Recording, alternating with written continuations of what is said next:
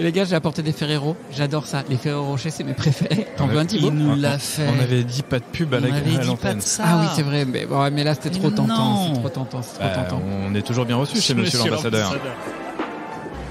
Un gouvernement détruit par la tyrannie, reconstruit sous un dôme de verre afin que le monde puisse voir au travers.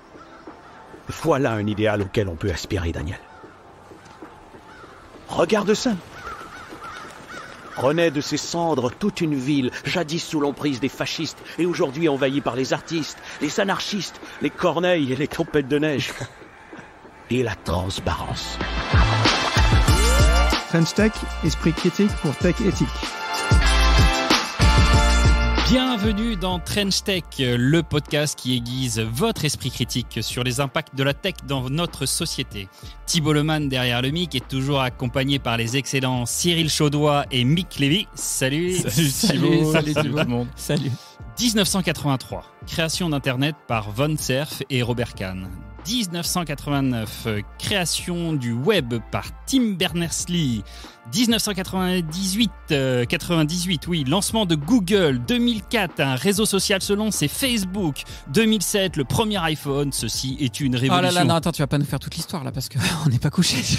Mais non, Mick, rassure-toi. Mais si tu regardes bien, depuis sa création, il y a à peu près 40 ans, Internet a bouleversé le monde et connaît des nouveautés constantes sans discontinuité. Tiens, c'est vrai, un truc informatique qui ne bug pas tout le temps, c'est pas commun. Ouais, c'est pas faux. Même si aujourd'hui, au niveau mondial, il y a beaucoup de questions. Cet espace de liberté et d'échange semble quelque peu chamboulé, voire en danger. Manque de transparence, de valeurs, d'idéaux, d'éthique. Un peu comme dans le monde rêvé de Julien Assange, dans l'extrait du film Le Cinquième Pouvoir que nous venons d'entendre. Alors, faut-il sauver Internet ? C'est ce que nous allons regarder avec le pionnier français du numérique et aujourd'hui ambassadeur français pour le numérique, Henri Verdier. Premier Chief Data Officer, administrateur général des données d'un pays. Premier ambassadeur français pour le numérique, créateur du Silicon Sentier, de Cap Digital, chez qui nous avons enregistré notre premier Trench Tech All Star. Ah, c'était fort. Créateur de l'une des premières startups françaises et aussi auteur. Je vous en donne deux, des incontournables. Le business de la haine, Internet, la démocratie et les réseaux sociaux. Coécrit avec Jean-Louis Missika aux éditions Calment-Lévy. Et L'âge de la multitude, entreprendre et gouverner après la révolution numérique, coécrit avec Nicolas Collin aux éditions Armand Collin. Vous le comprenez, c'est pas un spectateur de cette transformation à qui nous avons affaire, mais un acteur français clé. Alors nous allons d'abord voir avec lui si un ambassadeur du numérique ou pour le numérique peut sauver Internet. Nous allons aussi nous interroger sur les intérêts et limites d'une plateformisation de l'État, pour enfin voir si finalement une gouvernance mondiale ne serait pas une solution pour sauver Internet.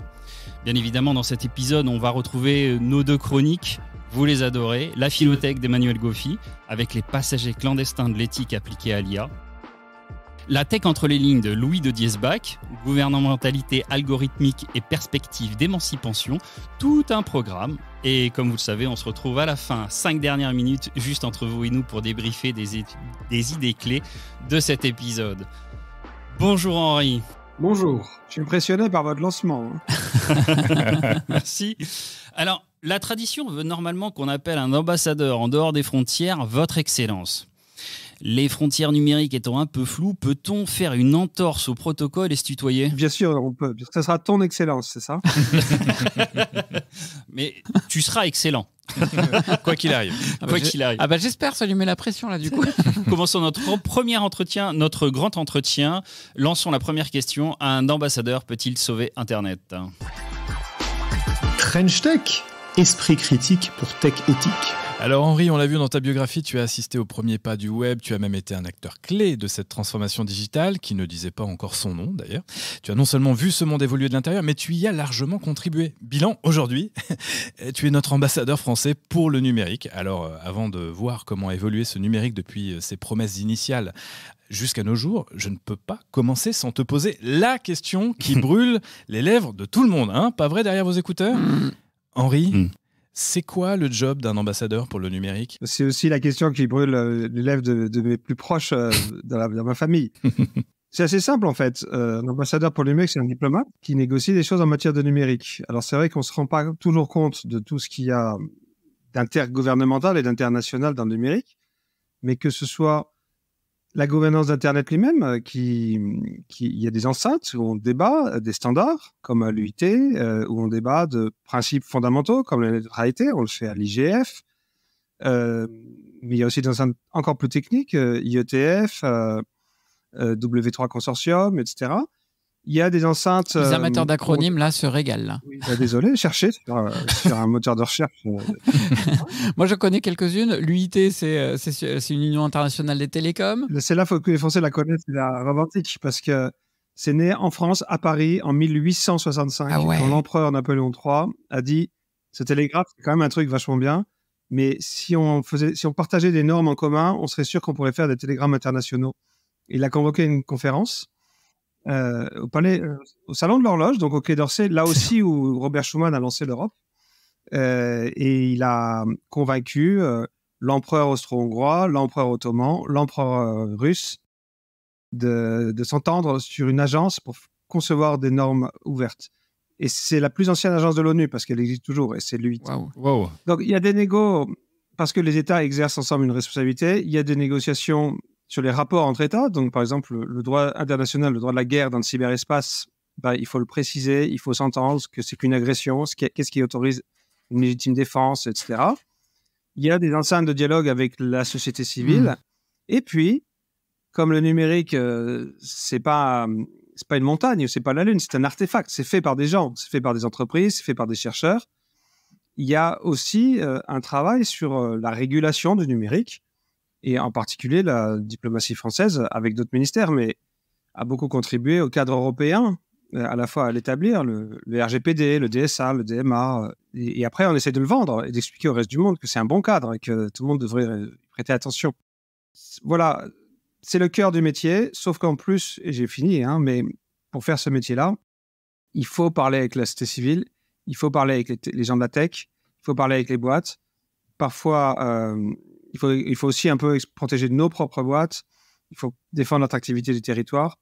Et donc, ça fait un gros programme que, bien sûr, je ne fais pas seul, mais l'ambassadeur est le plus souvent celui qui représente la France dans les négos.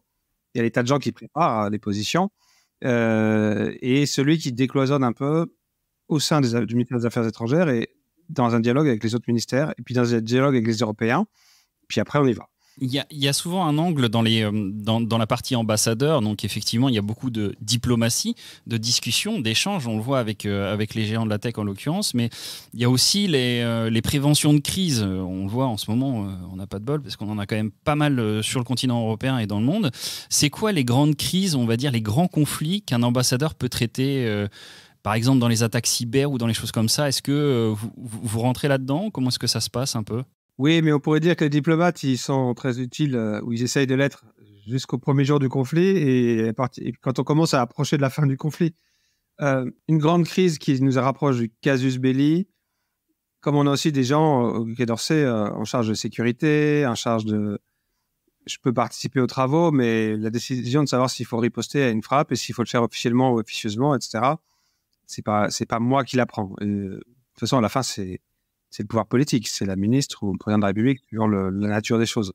Quand même, la vérité, c'est qu'il faut dire que le monde est en train de se structurer sur un choc frontal Chine-US, le monde de la tech, avec un agenda qui est assumé maintenant de découplage des deux stacks. Donc, ces deux grands pays que nous respections tous les deux, avec qui nous commerçons tous les deux, mais dont l'un des deux est notre allié, ils ont quasiment un accord tacite pour dire qu'ils se porteraient mieux l'un et l'autre si chacun avait son stack digital intégral.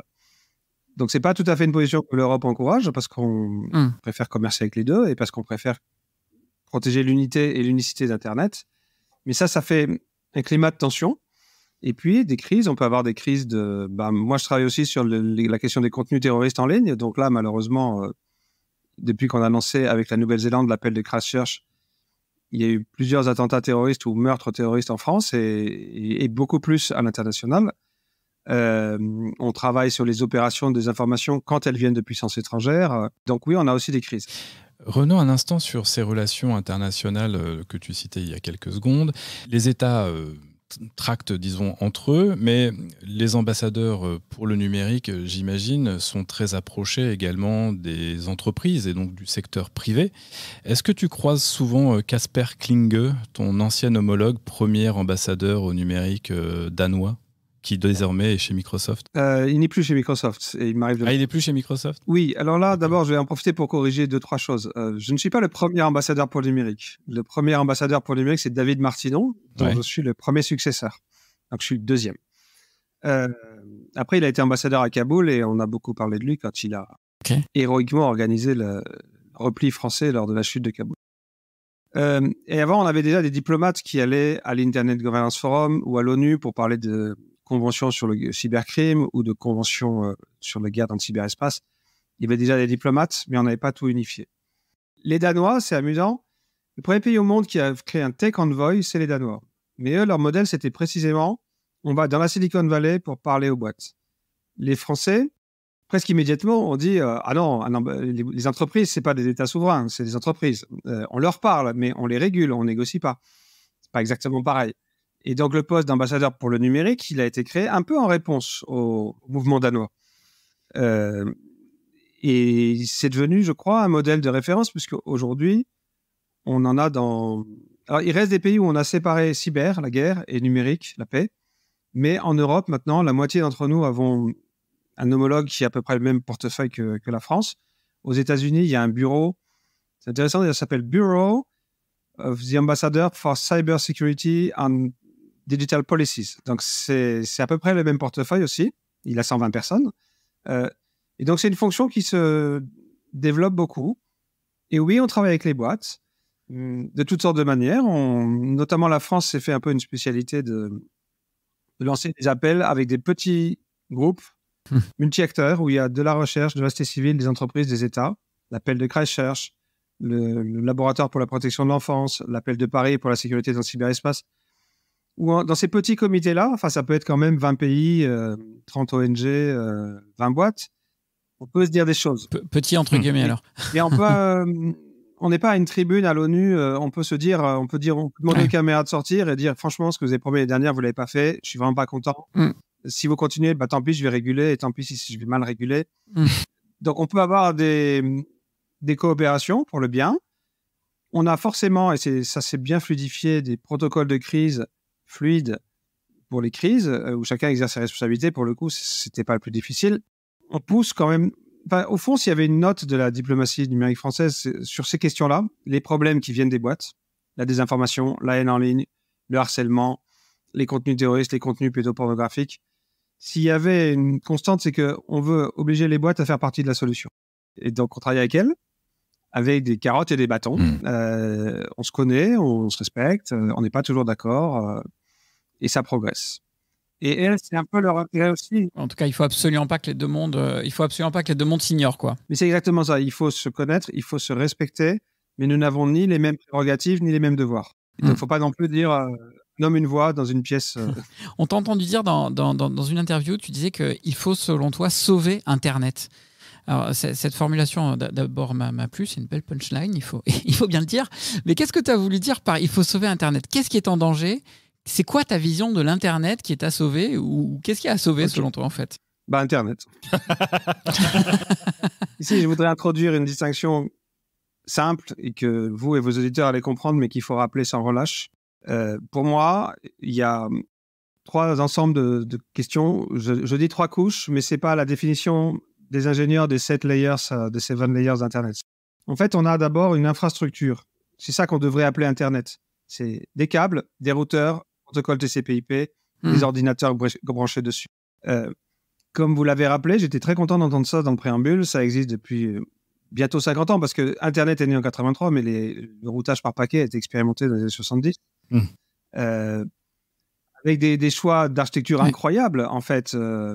Un réseau best et forte, décentralisé, à contrôle périphérique, sans autorité centrale, je viens de le dire. Et ça, c'est notre legs commun à l'humanité. Ça fait tourner le web, mais aussi les voitures sans chauffeur, le mail, et des tas de protocoles que vous connaissez, mais que je ne vais pas rappeler. Et c'est ce qu'on devrait appeler Internet. Ça a posé des questions, mais somme toute, on s'en sortait pas si mal. Sur Internet, en 89, Sir Tim Berners-Lee, il a été anobli par la reine pour ça. En France, les gens ne le savent pas, mais dans une partie du CERN qui était sur emprise française, donc géographiquement en France, même si la porte d'entrée était en Suisse, il a inventé le web. Le web, on pourrait peut-être dire que c'était l'Internet pour les nuls, donc tout le monde a pu s'y mettre, et on avait aussi des flots de contenu délictueux, de tout ce que vous voulez, de mafia, de prostitution, de haine, d'échange d'images pédophiles, de contenu terroriste, d'appel à la violence. Et on a commencé à réfléchir à comment le réguler. Et l'un dans l'autre, autour des années 2000, par exemple en Europe, c'est la directive e-commerce en l'an 2000, on est arrivé sur une sorte d'accord global disant c'est pas aux gens des infrastructures de faire la police des contenus. Et de même que c'est pas la poste qui filtre les lettres. Et donc, on a dit, ils ont un devoir de coopérer avec les autorités légitimes qui respectent les règles de l'état de droit pour retirer les contenus. Je dis autorité légitime, ça peut être la police ou la justice. Et c'est pas à eux de filtrer. Et on veut pas de filtrage profond. Et on a vécu, en France, on l'a transposé en 2004, dans la loi pour la confiance dans le numérique. On était hyper contents à l'époque. On a dit, on a sauvé Internet. Mais en 2004, vous l'avez rappelé aussi, c'est l'année de naissance de Facebook, suivi de près par Dailymotion et YouTube, et en 2006 par Twitter. Et là, il est arrivé un troisième truc qu'on n'avait pas vu venir, pour dire la vérité, c'est que Internet a été capturé parce qu'en fait, dans l'expérience quotidienne d'un internaute, en fait, il passe 10% de son temps dans des espaces privés. Il est dans TikTok, dans Facebook. Et je voudrais dire d'ailleurs que il faudrait vraiment que les auditeurs s'en convainquent. Quand on entre dans Twitter, on quitte Internet.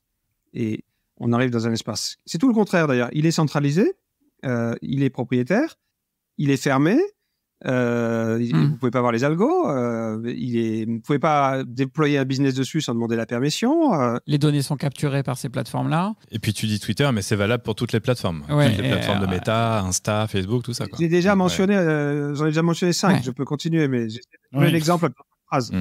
Oui. Et donc, à mon avis, d'abord, cet Internet, il a changé le monde, plutôt en bien au total. Parce qu'il a libéré la puissance d'agir, il a permis à des communautés de s'organiser, il a ouvert l'accès à l'information, à la culture. Mais il n'est pas garanti. Il n'est pas garanti, au moins dans 2 des 3 couches dont j'ai parlé. C'est-à-dire qu'il y a de plus en plus de voix qui s'élèvent pour contester un peu l'architecture profonde. On avait passé des discours disant que c'était aux États de réguler l'Internet au lieu d'une gouvernance multi-acteurs. On avait passé des propositions de nouveaux protocoles TCP/IP plus supervisés, dirons-nous. Donc, il y a un combat constant pour le maintenir dans l'état où... Le sujet qui est derrière ça, c'est celui de ce qu'on appelle la neutralité du net. Finalement, c'est... Alors, elle aussi, elle est contestée sans arrêt. La neutralité du net aussi est contestée, mais déjà, je vous parlais même des principes tech profonds. Mais déjà, je vous parie, moi, que dans moins de 3 ans, on va avoir une nouvelle offensive contre la neutralité du net, au motif tout à fait légitime qu'il faudra trouver un moyen de rémunérer les ayants droit dont les œuvres éduquent des intelligences artificielles, et que le plus simple, c'est quand même de faire payer le moment d'échange de données quand on éduque les IA. Vous allez voir. Donc, il y a quand même des vraies menaces sur ce modèle ouvert, décentralisé, open source, tout ce que vous voulez. Et puis, il y a cette espèce de mouvement de capture où vous croyez que vous êtes dans l'Internet, mais vous êtes dans une propriété privée, avec des lois privées, et un design qui est au service d'un business model et qui, d'une manière ou d'une autre, hack votre cerveau pour capter votre attention et donc vous présente plus de ce qui vous rend dingue, parce que c'est ça qui vous accroche le plus, et termine par faire que des gens, que 50% des Américains pensent encore que Trump a gagné les élections et que certains nombre d'entre eux sont prêts à attaquer le Capitole pour venger Trump. Donc, que ce soit menacé dans les couches basses par un risque de revenir à des architectures plus gouvernées par les États et plus rigides, ou dans les couches hautes, parce que de toute façon, il y aura peut-être un Internet ouvert, mais vous ne serez plus dedans. Ce sont 2 réalités auxquelles il va falloir faire face. Tu viens de l'évoquer, l'IA est absolument partout, et on va interroger Emmanuel Goffi dans sa philothèque sur les passagers clandestins de l'éthique appliquée à l'IA. De la philo, de la tech, c'est Philothèque. On entend un peu tout et son contraire quand on s'intéresse à l'éthique appliquée aux technologies. Emmanuel, tu as déjà évoqué le célèbre vendeur de saucisses d'Aristophane et les sophistes, mais aujourd'hui tu voudrais revenir sur le rôle de ceux que tu appelles les passagers clandestins de l'éthique. Alors, histoire de donner le ton de cette chronique, je vais commencer avec une citation de Darwin qui écrivait « L'ignorance engendre plus fréquemment la confiance en soi que ne le fait la connaissance ». Alors, avec l'explosion des médias et des réseaux sociaux, qui s'offrent en médium de toutes les opinions, eh bien, il semble que cette fameuse connaissance et la quête de vérité qui l'accompagne et qui était si chère à Socrate passe désormais après l'expression de simples opinions fondées sur la certitude que certains ont de détenir à la fois la vérité et le savoir suffisant pour être légitimes à s'exprimer. Certitude qui glisse parfois vers le dogmatisme et son corollaire qu'est le scepticisme idéologique. À ce sujet, le philosophe gallois Bertrand Russell écrivait que ce que la philosophie doit dissiper, c'est la certitude que ce soit de la connaissance ou de l'ignorance. Or, en matière de technologie en général et d'intelligence artificielle en particulier, eh bien, je constate une multiplication d'éthiciens et d'éthiciennes autoproclamés, souvent ignorant de leur ignorance et des limites de leur connaissance. Ok, mais n'est-ce pas l'exercice de la démocratie que de permettre à chacun et à chacune d'exprimer ses opinions ? Est-ce que ce n'est pas souhaitable pour alimenter le débat à la fin ? Alors cette tendance à ce qu'on appelle l'ultra-crépidarianisme, c'est-à-dire, pour reprendre la définition d'Étienne Klein, le fait de parler avec assurance de choses que nous ne connaissons pas, eh bien, amplifie et se nourrit du bruit éthique généré par la cosmétique qui a fait l'objet d'une de mes précédentes chroniques. Le problème, c'est pas tant l'expression des opinions individuelles que l'effet Dunning-Kruger, qui conduit des acteurs qui surévaluent leurs compétences à les présenter comme un savoir, une expertise. C'est exactement ce que font nos amis de l'opinion, pour reprendre la formule de Socrate, qui définit d'ailleurs cette dernière comme quelque chose d'intermédiaire entre la science et l'ignorance. La mauvaise estimation par les ultra-crépidariens de l'éthique de leur capacité due à leur surconfiance en eux et renforcée par la volonté de promouvoir des intérêts spécifiques les conduit à étaler un savoir superficiel et mal assimilé par manque d'esprit critique et de compétences devant un public qui est souvent néophyte, ce qui leur rend l'exercice encore plus facile. Ok, mais peut-on s'extraire de ce bruit généré par ces ultra-crépidariens de l'éthique ? Eh bien, on est aujourd'hui dans une société solipstique, c'est-à-dire pour laquelle il n'y a rien de certain hors du sujet pensant et qui repose sur une pensée circulaire et superficielle. D'une certaine manière, c'est l'étirement à son extrême, dans un contexte social d'hyper-individualisme, du postulat de Protagoras, selon lequel l'homme est la mesure de toute chose. Pour s'extraire de ce bruit éthique, il faudrait, pour paraphraser Juvénal, garder les gardiens, pour redonner un peu de profondeur au débat. Il faudra en fait établir une profession d'éthicien du numérique et l'encadrer avec des exigences en termes d'expérience, de formation ou encore de conduite. Il faudrait, pour le dire autrement, une éthique des éthiciens, formalisée par un code, comme pour les médecins ou encore les avocats. Mais comme l'écrivait Russell en 1959, je le cite, « Ce que les hommes veulent, en fait, ça n'est pas la connaissance, c'est la certitude. » Et malheureusement, certitude et esprit critique n'ont jamais fait bon ménage. French Tech, esprit critique pour tech éthique. Merci Emmanuel. J'ai découvert le terme ultra-crépidarianisme. GAST, c'est dur à prononcer ce truc-là. Waouh. Ouais, je me suis entraîné. Oh, le challenge. Elle est très drôle, la chronique, parce qu'il y a un petit dandisme assumé. Mais je trouve qu'il a traversé au moins 3 sujets qui me préoccupent beaucoup dans mon travail quotidien. Là, il a parlé de cette espèce de post-truth-era, cette ère de la post-vérité qui préoccupe beaucoup de gens. Moi, la première fois que j'avais arrivé ce thème, j'étais un peu agacé parce que je me disais, on cherche quand même le numérique de tous les mots. Et après tout, la France de l'affaire Dreyfus, elle avait aussi toute une presse qui disait n'importe quoi tous les matins. Mais la vérité, c'est que, en fait, quelque chose a changé quand même. Et ce quelque chose, c'est lié aussi à un monde de réseaux sociaux. C'est que d'abord, on ne sait plus où est l'hypercentre. Dans les années 70, vous pouviez suivre un groupe fanatique, mais vous saviez que vous n'étiez pas au centre. Vous saviez que vous étiez à la marge. Là, chacun est dans son petit centre. Et puis, bien sûr, il y a ce design qui promeut artificiellement le plus polémique, le plus sensationnaliste, etc. Donc, il y a bien quelque chose qui a changé et il y a bien cette ère de la post-vérité qui est un peu inquiétante. Deuxièmement, il a traversé l'idée que la démocratie, c'était pas seulement la liberté d'expression. Et je voulais rappeler que c'est précisément le cœur de la thèse du business de la haine, mon dernier livre. Parce que la démocratie, enfin, on nous a un peu vendu l'idée que du moment que je peux dire tout ce qui me passe par la tête, je suis en démocratie. Et nous expliquons que non, la démocratie, c'est la liberté d'expression, plus une sorte des élections libres quand même aussi, plus une sorte de droit à la controverse. C'est-à-dire il faut qu'on ait le droit de rencontrer des gens qui ne pensent pas comme nous et de se mettre dans des conversations où on cherche ensemble à progresser. Longtemps, l'Europe ou les États-Unis ont été protégés parce que l'État avait décidé, après les drames de la Deuxième Guerre mondiale, qu'il y aurait quelques rares grandes télés au milieu de la conversation publique pour calmer le jeu, justement, pour pas que ça parte en vrille dans toutes les périphéries. Et puis, troisièmement, oui, l'éthique, je l'ai entendu aussi, donc il a signalé que beaucoup de gens en parlent en ayant réfléchi à peu près 3 minutes et demie. Il a raison. Mais souvent aussi, elle dissimule des intérêts particuliers. Et c'est là que moi, j'ai un léger désaccord avec la chronique. Des éthiciens professionnels formés, etc., ça serait bien. Mais il y a aussi des questions qui sont encore jamais entrées dans les endroits où on parle de l'éthique de l'IA. Et par exemple, les questions politiques. C'est qui le patron? Devant qui est-il redevable? Y a-t-il un droit fondamental à tout citoyen de pouvoir utiliser librement et sans demander la permission à tel ou tel membre d'un oligopole le droit d'innover, sans avoir à demander la permission d'innover?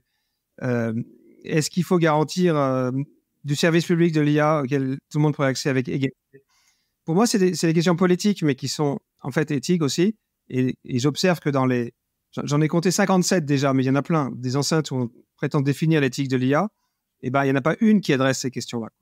Voilà, donc je voulais réagir brièvement sur la chronique parce que elle nous a fait traverser beaucoup de belles questions. Merci de cette réaction. On va passer le message à Emmanuel sur la chronique. Et justement, dans ce cadre-là, je voudrais revenir sur un terme que tu as popularisé en 2012 dans ton livre L'âge de la multitude, entreprendre et gouverner après les révolutions numériques, toujours coécrit avec Nicolas Collin, sur le sujet d'un État plateforme.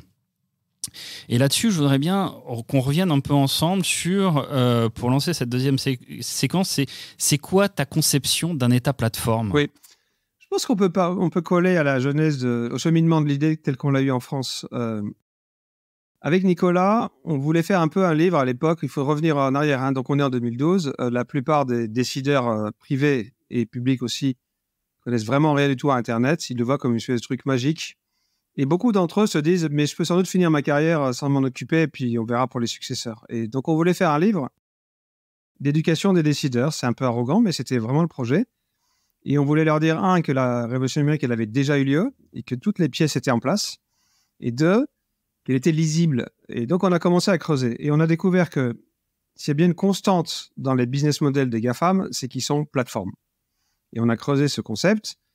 Alors, par exemple, exemple 1, Apple finit par inventer l'iPhone après des années de R&D. Steve Jobs, il dit maintenant je vais faire les meilleurs jeux vidéo du monde. Et son conseil d'administration le convainc que c'est encore mieux s'il devient un App Store géant et qu'il vend 1 million d'apps et qu'il prend 30% du chiffre d'affaires de toutes celles qu'il vend. Et donc, il est devenu plateforme pour des tas d'autres innovateurs. Mais si vous regardez bien, tous, d'une manière ou d'une autre, ils stimulent la créativité de leurs usagers et ils en prélèvent un bout. Alors parfois c'est très clair, ça s'appelle Wikipédia, donc là les règles du jeu sont claires. Parfois c'est très caché, mais juste vous avez échangé des données et ils ont fait le reste.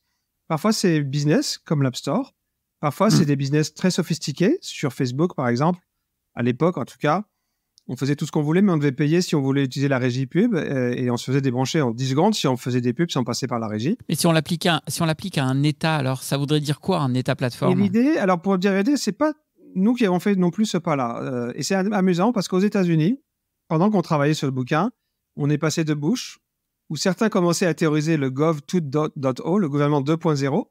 C'est quand on parlait du Web 2.0, tout ça. Et en fait, c'était une lecture un peu libérale. C'était de dire, regardez, les gens, ils ont fait Wikipédia tout seuls. En fait, ils peuvent faire plein d'autres choses tout seuls. Laissons-les faire le boulot du gouvernement. Et on est arrivé aux années Obama, qui a commencé à murmurer Government as a Platform. Et vous voyez la différence. Dans un cas, il n'y a rien. Dans un autre, il y a rien. Ah oui, oui. Et nous, on a plongé là-dedans, mais c'était les balbutiements. C'était un slogan. Et on s'est rendu compte que c'est presque quasiment la définition du rôle de l'État, de à la fois stimuler la créativité du pays en partageant du soft, enfin des infrastructures, des briques de soft, de la data, et lui donner corps. Alors nous, en plus, on n'a pas besoin de business model. Si le pays est prospère, il paye des impôts et ça paye nos salaires. Donc nous, en plus, on n'a pas besoin de business model prédateur. Oui, c'est clair. Donc ça, c'était un agenda politique qu'on a traduit en agenda tech. À l'époque, j'étais le directeur interministériel du numérique, une sorte de DSI corporate pour l'État. Il faut que vous vous rendiez compte de ce qu'était l'informatique de l'État à l'époque. C'était des silos incroyablement verticaux. Et donc, en fait, on leur a dit, au lieu de faire des grandes machines à gaz qui coûtent parfois 100, 200, 300 millions d'euros et que vous mettez 15 ans à faire, faites des petites briques modulaires pour que votre SI devienne un grand Lego. Faites des API à tous les étages, sécurisez celles qui doivent être sécurisées. C'est pour ça qu'on a inventé France Connect d'ailleurs. C'était pour ouvrir les API qui échangeaient des données personnelles avec le consentement de l'usager. Belle invention. Et apprenez que vous, pardon, parce que c'est le plus important, que c'était le plus dur en fait. En revanche, quand vous faites votre brique, vous la faites pour tous les autres. Donc pas seulement pour vos besoins propres. Il faut aussi que l'INSEE, le ministère de l'Agriculture, puisse s'en servir et donc veillez quand même à ce que. Par exemple, j'ai dû apprendre à plein de gens que la bascule à froid, qui fermait le service pendant 3 jours, ça pouvait aller pour leur service de statistique, mais une fois que France Connect tapait dans la base au moment où on identifiait quelqu'un, ils pouvaient plus se permettre. Et c'était intéressant. Oui, tu te prends des contraintes d'exploitation qui sont très différentes et de construction même du système d'information qui sont très différentes. Mais franchement, on n'est pas encore au bout de l'histoire. Je voyais encore une interview du ministre de l'Éducation nationale, qui disait justement qu'il y avait encore des gros chantiers sur le numérique, qu'ils arrêtaient un méga projet qui avait déjà coûté des millions d'euros pour le refaire de manière plus maîtrisée.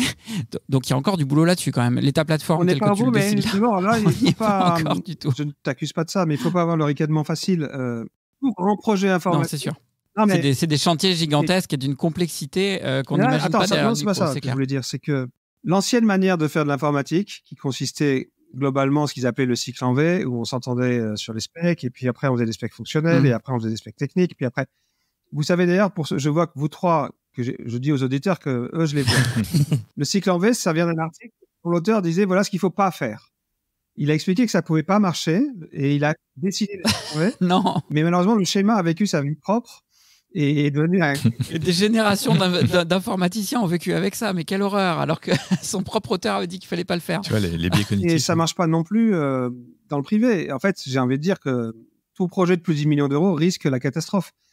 D'ailleurs, en parallèle, on essaie de modulariser le SI de l'État avec des petits modules, des API, etc., avec Betagov, on poussait les méthodes agiles en disant, mais franchement, quelle que soit la taille du produit, vous êtes capable de faire un minimum viable product en 6 mois avec 2 développeurs et ça doit coûter moins de 200 000 euros.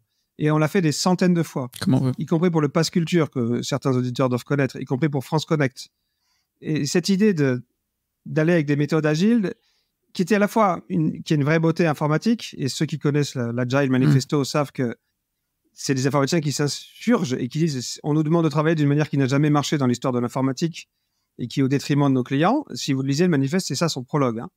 Donc d'une part, il y avait une posture informatique, mais d'autre part, il y avait une posture sur le rôle de l'État dans la société, parce que si vous êtes un vrai agiliste, il y en a un seul qui sait si ce que vous faites c'est bien, c'est le client. Et vous avez une sorte de posture basse et vous passez votre temps à regarder si les gens ont compris ce que vous essayez de faire, et quand ils n'ont pas compris, vous dites pas que c'est de leur faute et qu'ils sont trop cons. Vous pivotez. Et du coup, Henri, un moment avant. Ouais, sur ces étapes plateformes, on a d'autres exemples qui nous viennent en tête, en particulier l'Estonie, dont on a beaucoup entendu parler, en tout cas les médias en ont pas mal parlé. Je sais que toi, tu affectionnes particulièrement l'Inde et tu as des exemples concrets à partager. Oui. Alors c'est vrai qu'en revanche, d'une manière ou d'une autre, dans un certain nombre de pays d'Europe, le UK, l'Estonie, bien sûr, avec X-Road, même d'un certain point de vue, l'Allemagne parfois. Et nous, sans conscientiser toujours autant, mais on a commencé ce mouvement. Et je ne vous cache pas que... Et je rêve et je travaille un peu comme je peux, là où je suis, qu'un jour, on s'entende que les SI des États européens soient fondés sur des briques open source, qui peuvent avoir une pluralité à condition qu'on veille à ce qu'elles soient interopérables, et soient offertes au reste du monde pour pas qu'ils aillent s'enfermer dans des mécanismes de capture ou par des big states ou par des big tech. Donc ça, c'était pour répondre sur l'Europe.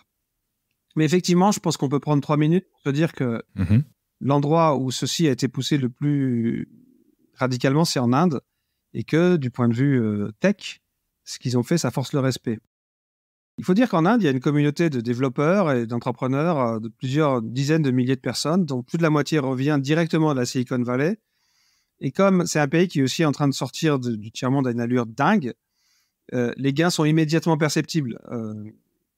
Quand vous donnez un compte en banque à 300 millions de gens qui n'en avaient jamais eu de leur vie, toute l'économie voit la différence, quoi. Et donc, il y a une culture de nation building et de servir vraiment l'intérêt général plus forte qu'en France.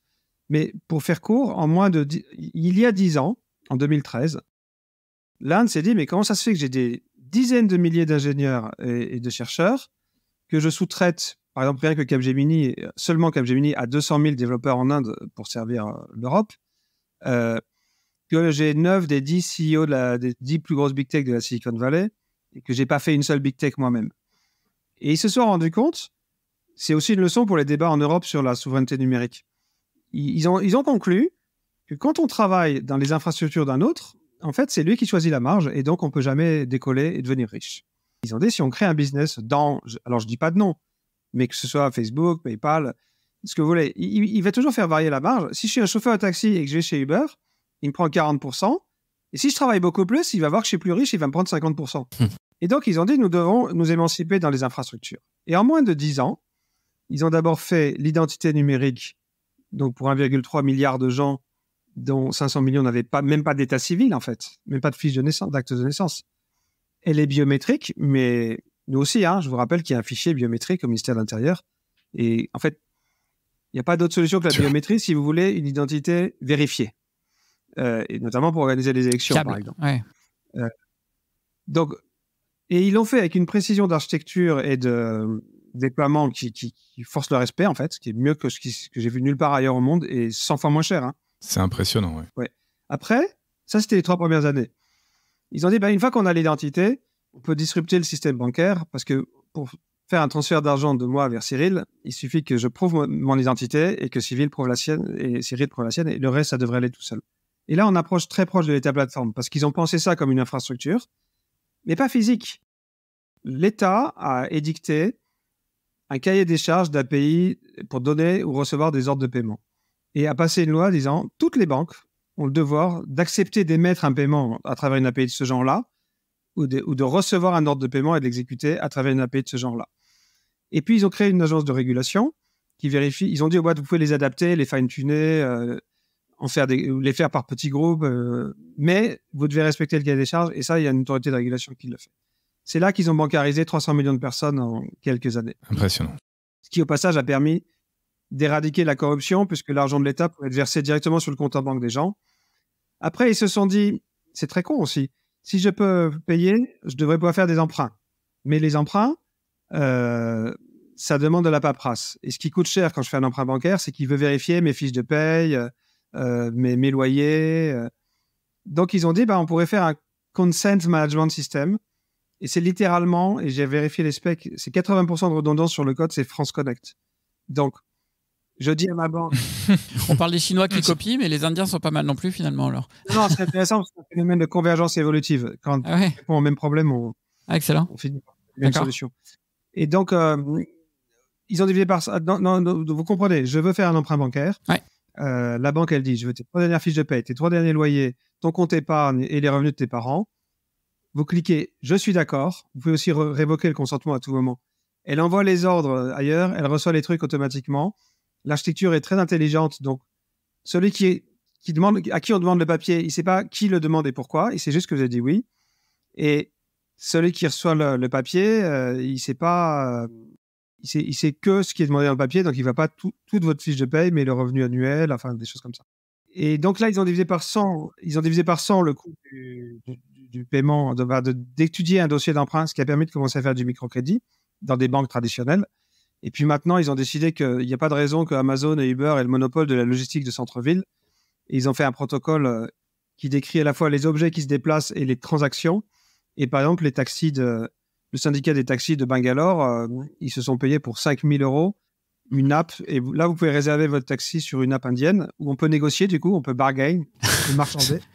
Et ils ont déjà servi, ils servent maintenant 15 millions de transports par mois en ayant récupéré leurs 40%. Excellent. Donc là, on a un exemple assez beau.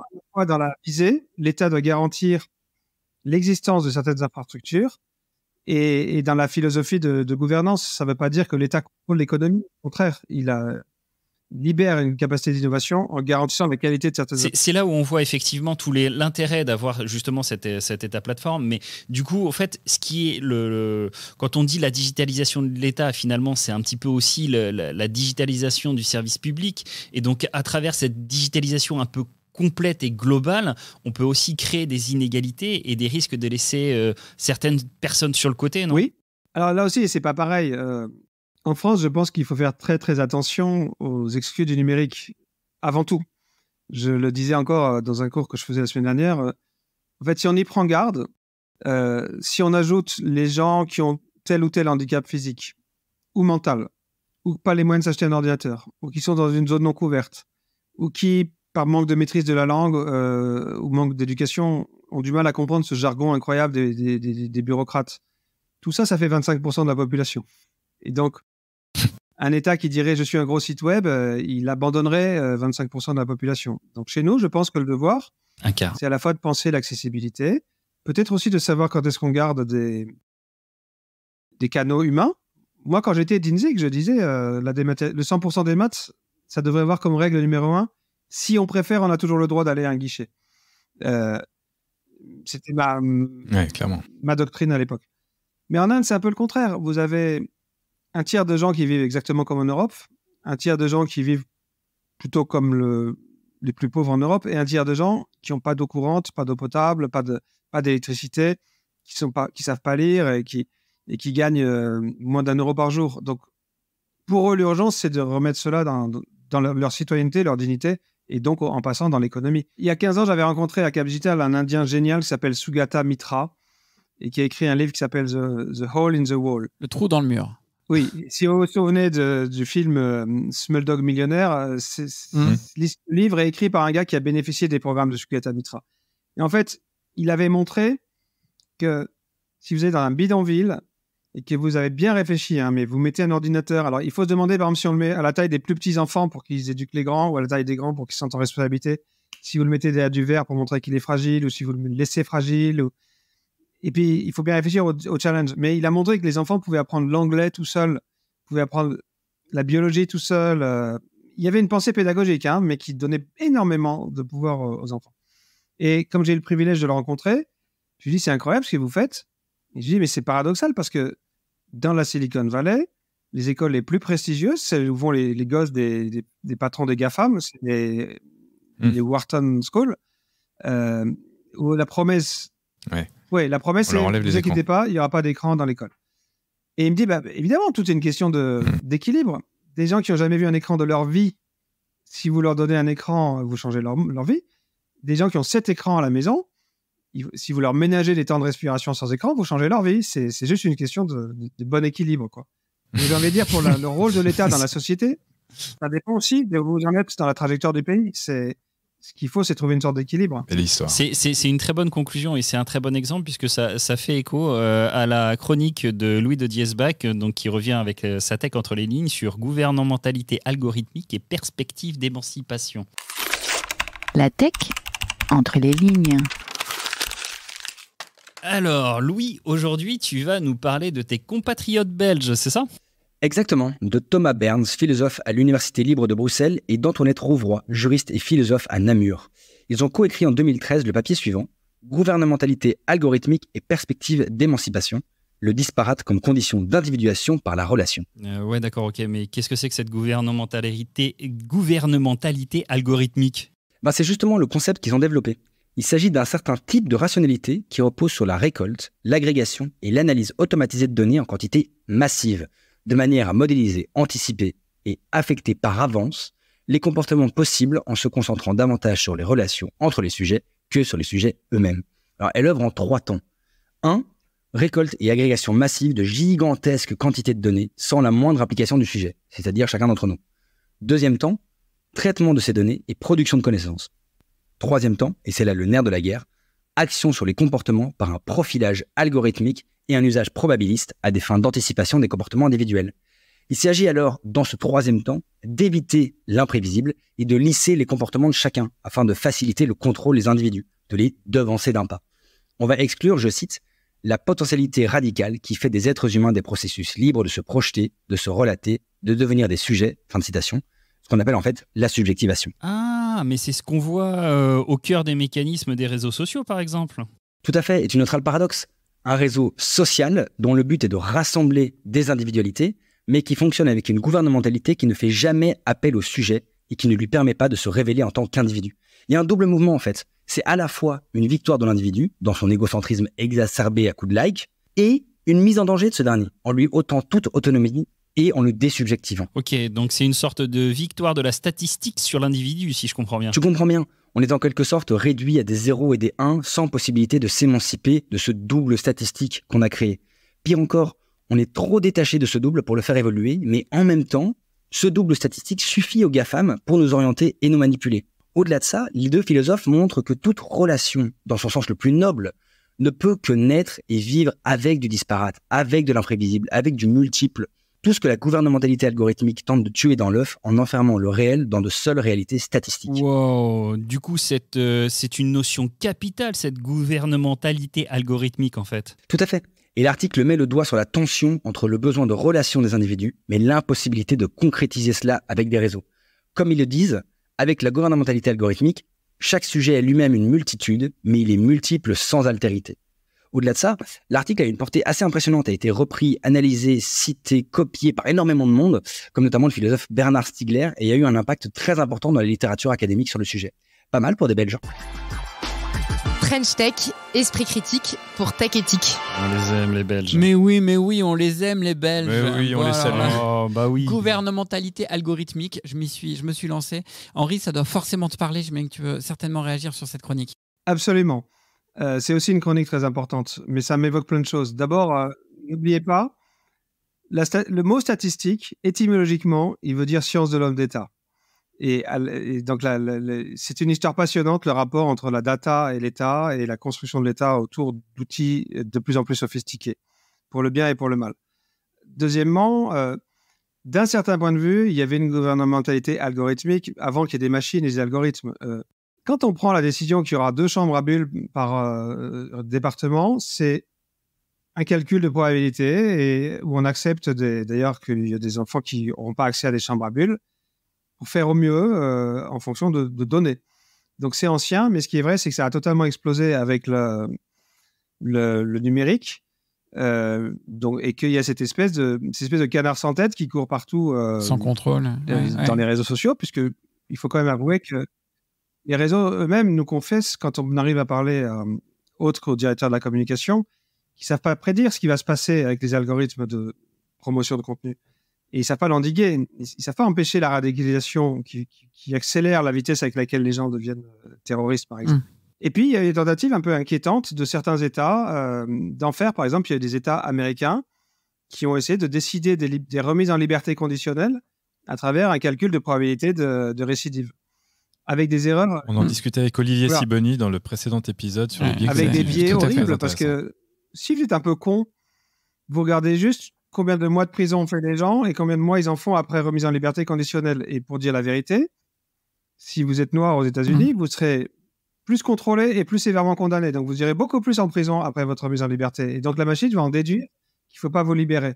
Alors que vous ne ferez pas forcément plus de crimes, juste vous serez plus attrapé et plus sévèrement condamné. Donc, ça, c'est un sujet très important. Moi, je voulais ajouter 2 choses à ce sujet. L'un, c'est qu'il y a quand même des verrous et des sécurités.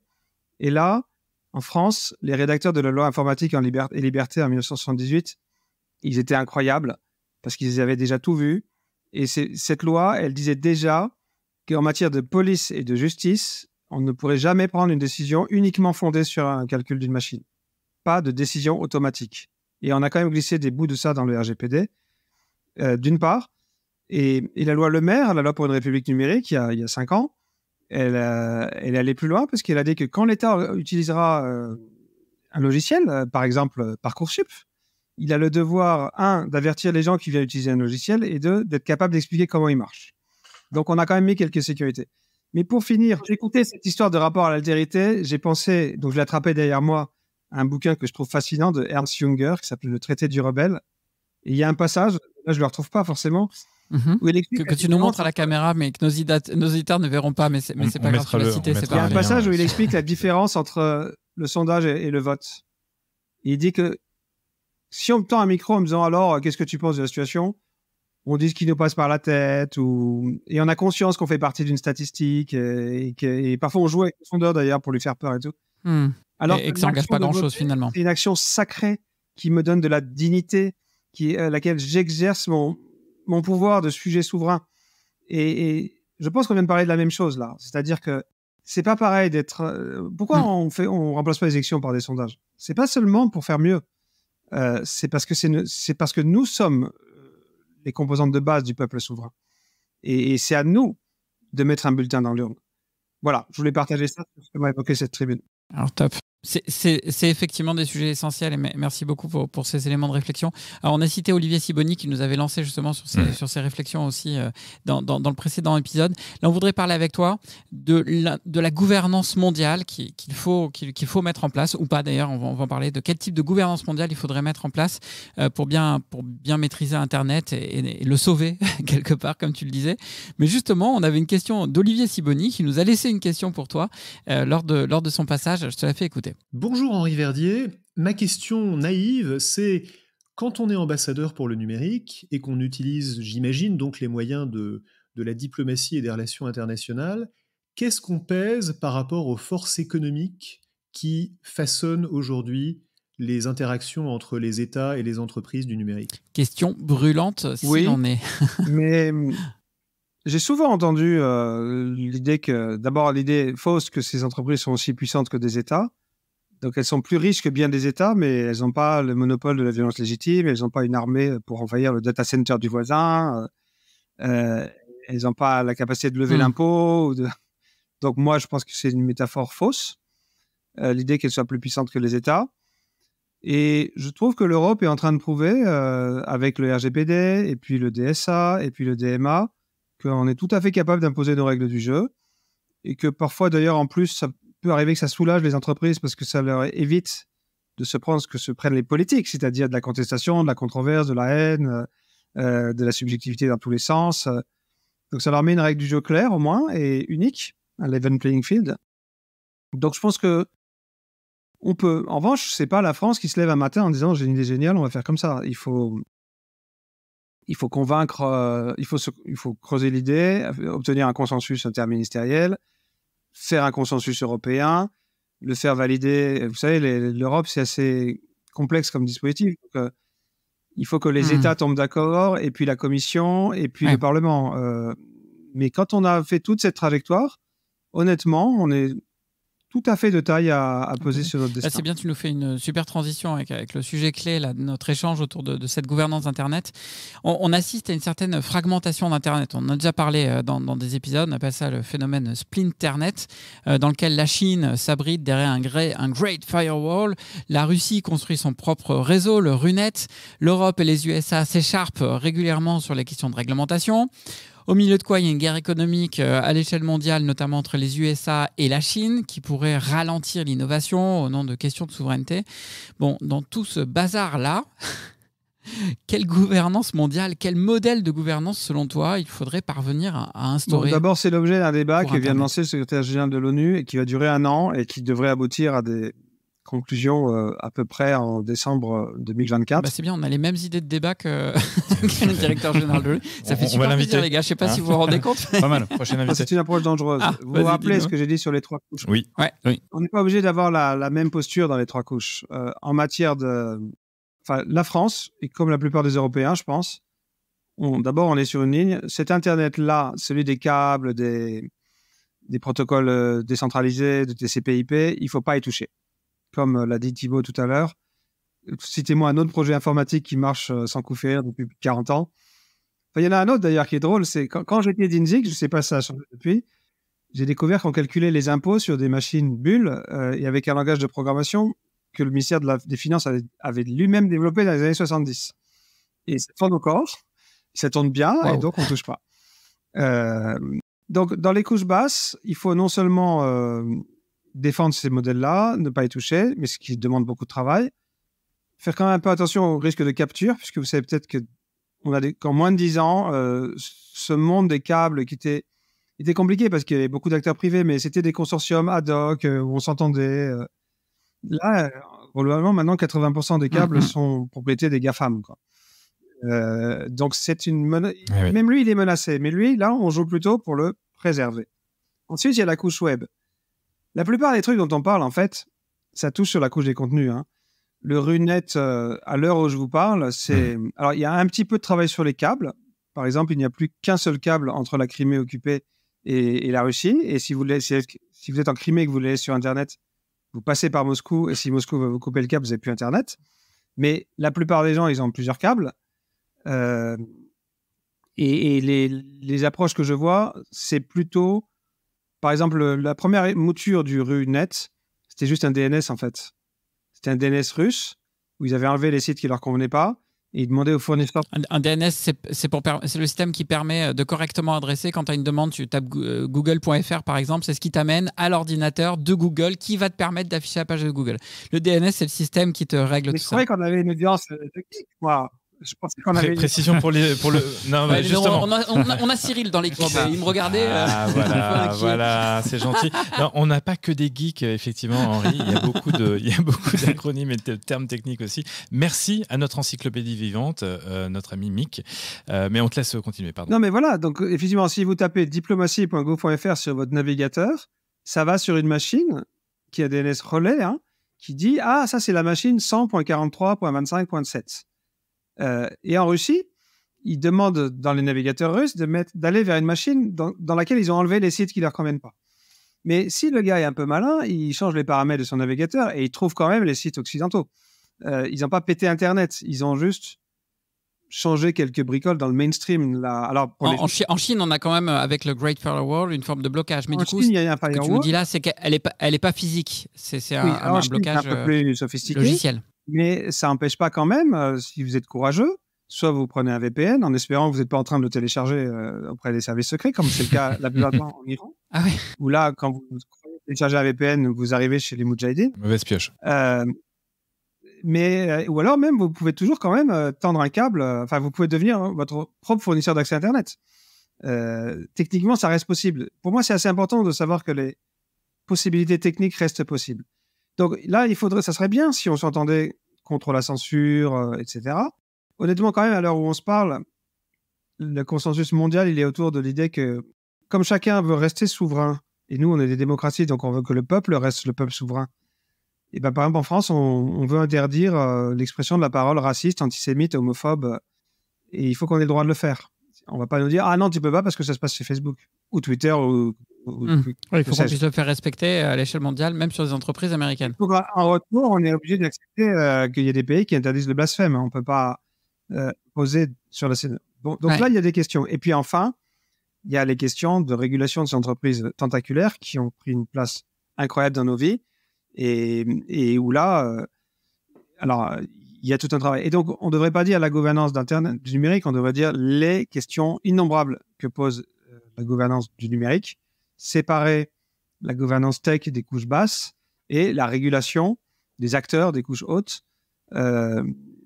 Et en plus, si vous regardez l'ordre du monde comme il va, les authentiques démocraties libérales, on n'est plus une majorité des votes à l'ONU.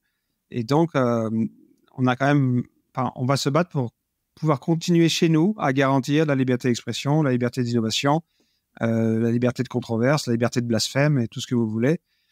Et donc, on ne pousse plus tant que ça pour un standard unique de régulation des contenus. Ce qui n'empêche pas que sur certains sujets très graves, comme une définition acceptée unanimement du terrorisme et la décision de bannir les contenus faits par les terroristes, ou alors la décision lutter sans pitié contre les gens qui vendent le viol d'une gamine de 12 ans en direct live sur Skype, ou alors s'organiser collectivement pour qu'il n'y ait plus 3-4 mafias dans le monde qui fabriquent des ransomware à tour de bras, qui désormais gagnent 4 milliards par an, et ça double tous les ans. 4 milliards. Il faut quand même faire des ententes internationales sur des sujets gravissimes, mais globalement, et peut-être pour finir, les gens qui sont des purs internautes, architectes, j'ai entendu cette idée récemment par un type fascinant qui s'appelle Bertrand de la Chapelle, Internet, après tout, c'est un réseau de réseaux. Ça n'a jamais été un seul réseau. Il a toujours toléré plusieurs protocoles.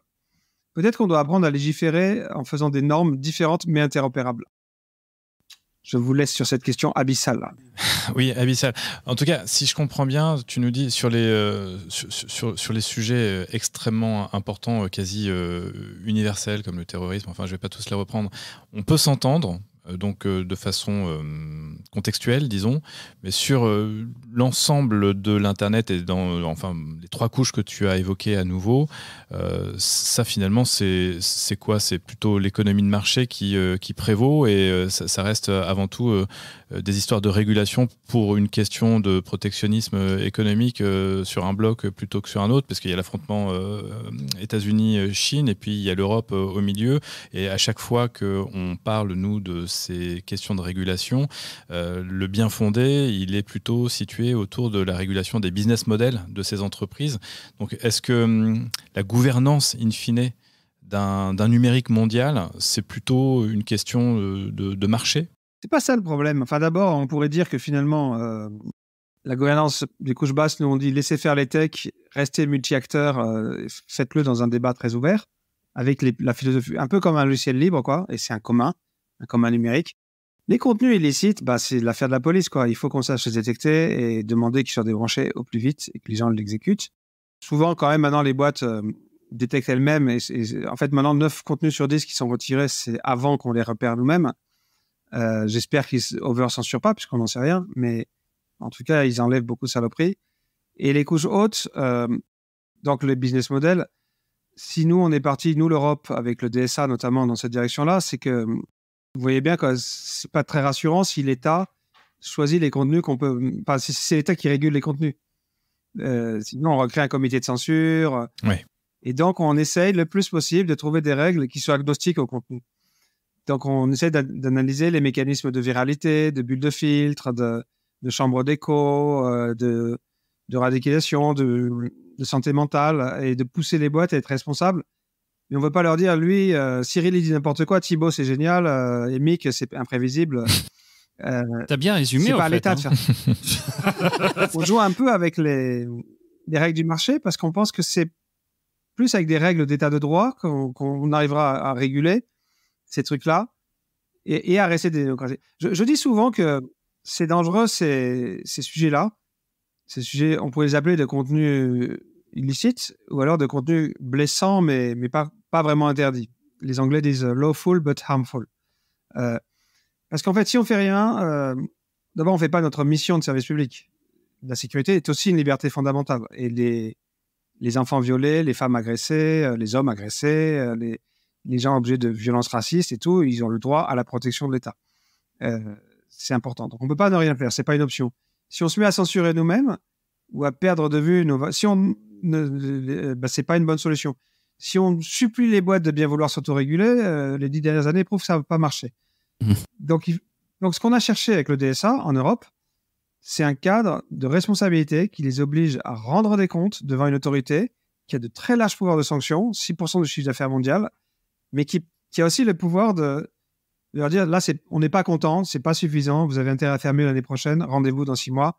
Un peu comme l'histoire du système bancaire. Toutes les règles de sécurité, de compliance, de machin, se sont inventées sur une vingtaine d'années. Ça ne s'est pas fait du jour au lendemain. Et ça s'est fait parce qu'il y avait des régulateurs qui pouvaient apprendre de leurs échecs, pousser les boîtes dans leur retranchement, dire ce coup-ci ça passe, mais l'année prochaine ça ira plus. Oui, comme en informatique, finalement, avancer de façon itérative, agile et répondre aux problèmes au fur et à mesure. Je suppose que toi, en observateur et en acteur averti du monde numérique, tu dois voir cette arrivée ou cette émergence ou du moins cette volonté d'aller vers un Web 3 complètement décentralisé. Est-ce que finalement c'est pas ce que tu proposes dans une gouvernance mondiale, c'est d'essayer d'être décentralisé mais interopérable dans tout cet univers-là? Est-ce que le Web 3 serait la solution en fait? Je pense que le Web 3 est la solution. Ah, bon bah voilà. Non mais pour une raison simple, maintenant je commence à être un peu un vieux lascar de tout ça, puisque ma première boîte je l'ai créée en 95, donc comme vous l'avez rappelé au début, j'ai le privilège d'avoir vu de l'intérieur, toutes ces étapes importantes. Et donc, chaque fois, on nous explique que la prochaine technologie va nous sauver. Et en fait, c'est d'abord de la politique. C'est-à-dire, c'est quand même de la distribution du pouvoir. même les gens qui ont inventé avant que je m'en mêle, enfin, les pionniers de l'informatique individuelle, parce que la révolution numérique, c'est pas seulement Internet, le web et tout ça, c'est aussi de l'informatique personnelle. C'est la rencontre des deux, en fait.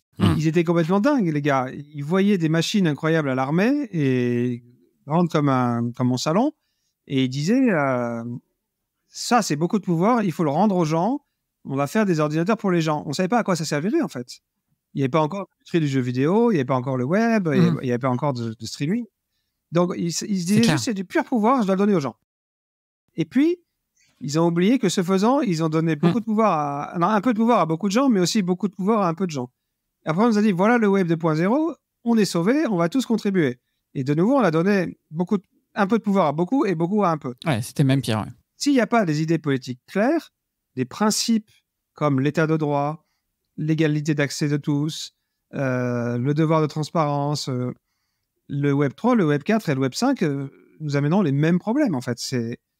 Parce que ce n'est pas la technologie qui va répondre, c'est la politique. C'est la politique. L'histoire se répète. Henri, un grand merci pour tous ces éléments, encore des questions. pour cet échange. Oui, moi, j'aurais eu encore plein de questions aussi.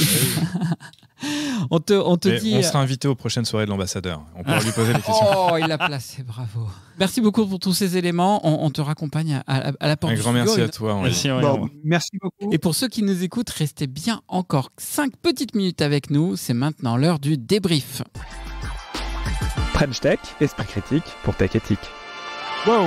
Bon, eh bien, écoutez les copains, un épisode qui nous dit finalement en creux que la gouvernance mondiale de l'Internet, c'est pas forcément au programme. C'est pas simple. Alors, qu'est-ce que vous en avez pensé, Mick ? C'est intéressant, le recul qu'il a évidemment, c'est intéressant de revenir aux 3 couches d'Internet. Il le disait, hein, la norme, je crois, de l'OSI, c'est 7 couches. Bon, revenir à 3 couches, c'est vraiment pas si mal déjà. Et il a tout analysé tout au long de l'épisode. Il est revenu sur 3 couches, donc il faut vraiment les comprendre. Les couches basses, le matériel et le protocole de base qui permet d'échanger finalement entre les ordinateurs, les objets et machines qui étaient TCP/IP. Une couche applicative qui est celle du web. Et puis il y a toute la couche haute avec les contenus, les datas, etc. Et c'est avant tout là que les débats doivent avoir lieu. C'est vraiment intéressant cette perspective avec les 3 couches. Alors justement sur les 3 couches et sur l'ensemble de sa vision, moi le leitmotiv que j'entends beaucoup, c'est des normes différentes, ça pose pas de débat. Mais qu'elles soient interopérables, c'est ça qu'il faut qu'on gère. Et l'interopérabilité, il en a beaucoup parlé, je trouve que après, c'est hyper compliqué. C'est pas simple. On n'a qu'à le voir sur le simple débat des chargeurs de smartphone. Il y avait des normes, l'interopérabilité, il a juste fallu une loi ou sur les messageries instantanées où il y a encore des lois pour ouvrir iMessage et que les opérateurs... C'est là où le gouvernement rentre en jeu, tu vois, c'est ça aussi son intérêt. Comme quoi, c'est pas si évident quand même. Moi, je retiens un chiffre, c'est 25% de la population qui est exclue du numérique quand on met bout à bout toutes les personnes... françaises évidemment, qui n'y ont pas accès ou qui ne peuvent pas y avoir accès. Et cette plateformisation de l'État dont on a dit que c'était aussi une certaine manière de digitaliser l'ensemble du service public, ça peut poser problème à un moment donné. Et je garde aussi en mémoire l'exemple de l'Inde qui l'utilise beaucoup quand on l'écoute parler et qui nous montre aussi qu'on peut aller vite si on veut. Sur cette notion de ta plateforme, d'ailleurs, ça va très très très loin quand on pousse beaucoup. Il y a la notion d'inclusion, il y a effectivement tous les services numériques, mais c'est une manière de, je crois, penser l'État, penser le pouvoir, penser le positionnement de l'État et des citoyens, de l'État par rapport aux autres États, et tout cela dans l'espace numérique. Je trouve ces réflexions vraiment passionnantes autour de... En creux, moi j'ai même entendu, j'ai entendu de la part d'Henri en creux que quelque part, l'État plateforme, c'est l'État par définition, d'une certaine façon. Et que là, c'est se poser la question de comment rester État plateforme, mais à l'ère du numérique. À l'ère du numérique, ouais. French Tech, esprit critique pour Tech Éthique. Et voilà, plus ou moins 60 minutes viennent de s'écouler. Et normalement, vos réflexions sur le rôle d'un ambassadeur, mais également sur la gouvernance d'Internet, n'est plus tout à fait la même. Car les enjeux éthiques que soulève l'environnement technologique dans lequel nous baignons méritent notre attention à toutes et à tous. Concepteurs, commanditaires ou simples usagers, nous avons le droit et la responsabilité de nous renseigner, de nous challenger et de penser ces sujets pour être acteurs plutôt que spectateurs. French Tech, c'est fini pour aujourd'hui, mais vous pouvez retrouver tous nos épisodes sur votre plateforme de podcast préférée. Et si vous voulez vous aussi propager l'esprit critique pour une tech éthique, c'est super simple et c'est gratuit. Laissez-nous 5 étoiles et un commentaire sur votre plateforme de podcast préférée. Et comme l'a écrit Courteligne, pour le diplomate, le dernier mot de l'astuce est de dire la vérité quand on croit qu'il ne la dit pas et de ne pas la dire quand on croit qu'il l'a dit.